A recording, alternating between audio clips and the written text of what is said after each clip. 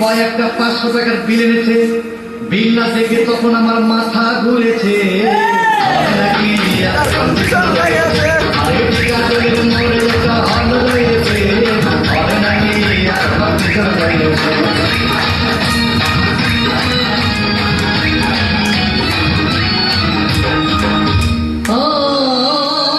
ভাই খাওয়া দাওয়া শেষ হয়ে গেল।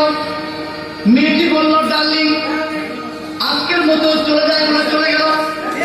আমি বাড়ি এসে রিক্সা থেকে নেমে রিক্সা ভাড়া দিতে গিয়ে দেখি মেয়েটি আমার পকেট মেরে চলে গিয়েছে।